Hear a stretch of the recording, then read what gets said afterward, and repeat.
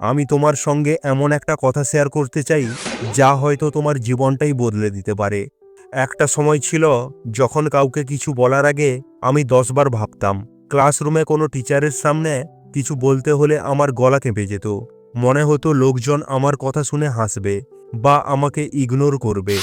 আমি একজন ইন্ট্রোভার্ট, আর এটা আমার জন্য বিশাল একটা স্ট্রাগল ছিল। আমি জানি তোমাদের মধ্যে অনেকেই এই মুহূর্তগুলোর সঙ্গে খুব সহজেই রিলেট করতে পারবে।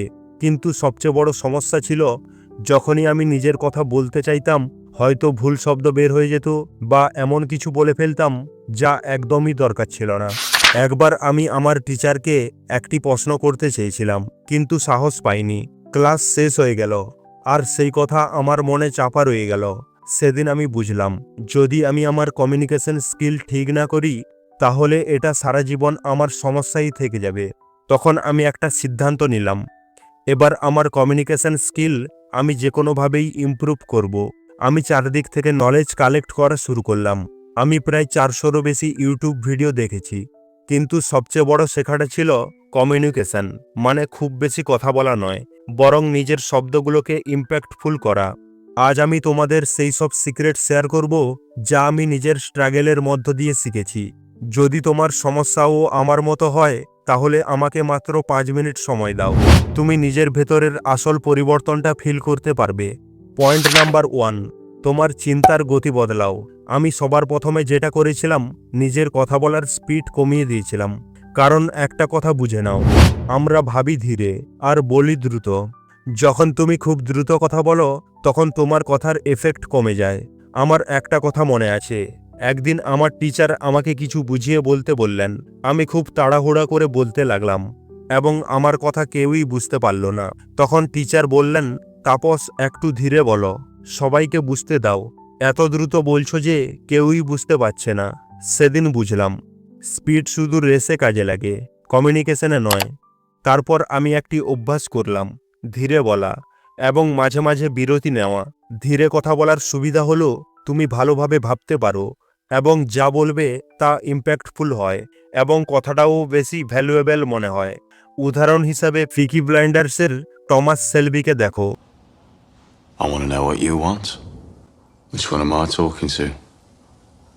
Which one of you is the boss? কিভাবে সে প্রতিটি শব্দ বেছে বেছে বলে আর তার প্রতিটা লাইন কতটা শক্তিশালী। এটা শুধু এই কারণে সম্ভব হয় কারণ সে তার গতি নিয়ন্ত্রণ করে। যদি তোমার মনে হয় ধীরে কথা বলাই যথেষ্ট, তাহলে থামো। আরও একটা জিনিস আছে যা তোমার কথার ওজন বাড়াতে পারে। পয়েন্ট নাম্বার 2, তোমার বাক্যগুলোর মাঝে ব্যবধান বাড়াও। আমার আর একটা বড় সমস্যার কথা মনে আছে, যখন আমি কথা বলতাম তখন মাঝে মধ্যে হুঁ এরকম ফিলার শব্দ ব্যবহার করতাম, আর আমার নিজেরই মনে হতো যে এটা আমার কথাকে দুর্বল করে দিচ্ছে। তোমাদের সাথেও এই সমস্যা হতে পারে।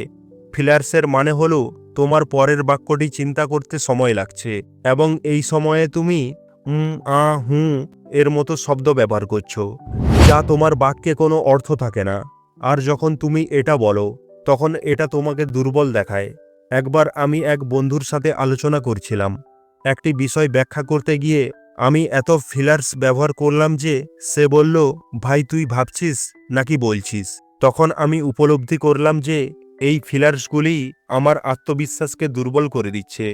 সেই দিন আমি সিদ্ধান্ত নিলাম যে ফিলার্সের পরিবর্তে আমি বিরতি নেব। প্রথমে মনে হতো যে বিরতি নিলে অকওয়ার্ড লাগবে, কিন্তু যখন আমি অনুশীলন শুরু করলাম তখন আমার কথা আরও বেশি ইম্প্যাক্টফুল হয়ে উঠল।